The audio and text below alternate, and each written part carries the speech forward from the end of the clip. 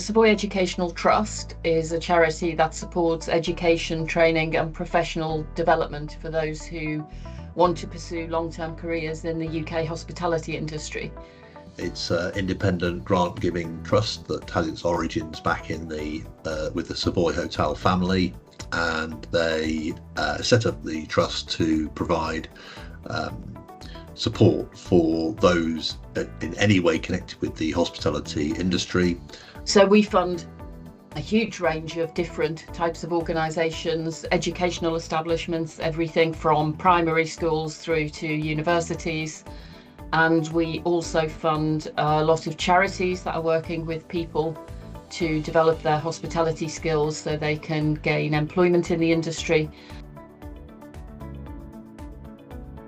There was a feeling, I mean, I've only been with the Trust since January 23, and there was a feeling amongst the board that really we could carry on doing the same thing over and over again, but what long-term impact were we having?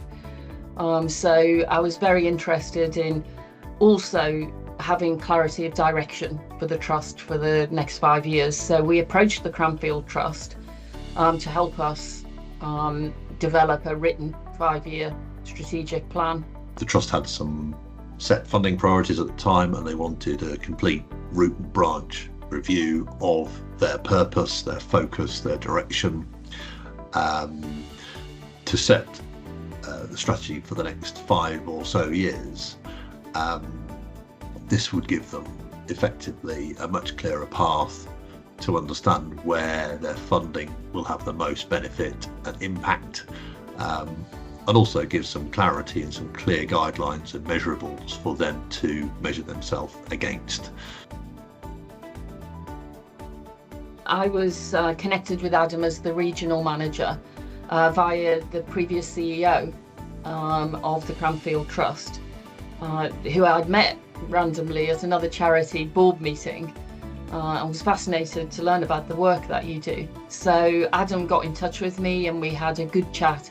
He asked me to put together a short brief, a project brief, and then we discussed that online and put some clarity around it, made sure it made sense for whoever the volunteer that we were going to be connected with could understand, and it was realistic and time bound, and you know that we had a clear plan for what we were trying to achieve.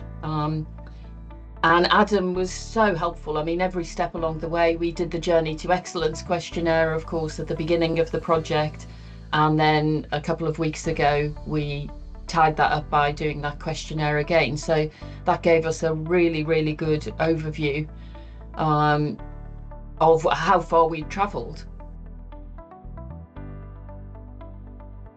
From the minute we met, it was clear that she was definitely the right person for me to work with, because a lot of that is trust, the ability to be very honest about how I was wanting to approach this project. And so, yeah, she was just wonderful. She was so supportive.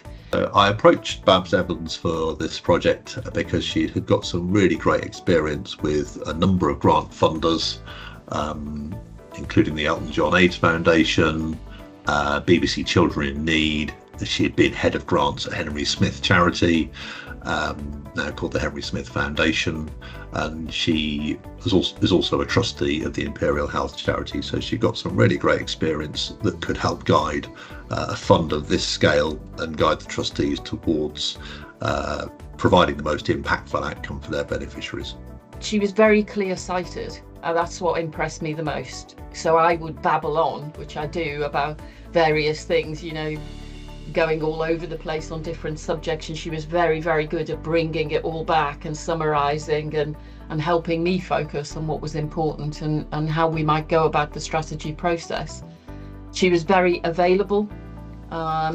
She had things going on in her life which were challenging, but she always made time. She came to all of our meetings during the project, and that really helped, having that face-to-face contact with the board. So yeah, I couldn't have asked for someone better, and I'm I'm almost sorry the project came to an end, because I would have loved to carry on working with her. Being able to generate from the strategic vision, if you like, an operational plan and key performance indicators will allow the board to measure and monitor how far we're meeting those KPIs. Obviously, it's a living document, as any operational plan is, and will evolve and change over time. But it's the first time. Some of the trustees have been on the board for a long time, and it's the first time we've had a clear written strategy that we're able to assess our progress against. So the strategy helped the trustees develop their thinking in terms of how best to distribute their funds and how to get the best bang for their buck in terms of the support that they were giving to their end beneficiaries. I'm hoping it will have a really positive impact. I mean, at the end of the day, you know, we were set up to help young professionals in the hospitality industry to further their careers. And really what we've set ourselves now is the targets of making sure the beneficiaries, who are in the vast majority of cases young people, not only, but people who really have a passion for the industry, to help them access careers and also continue their journey, their professional development journey once they're in the industry.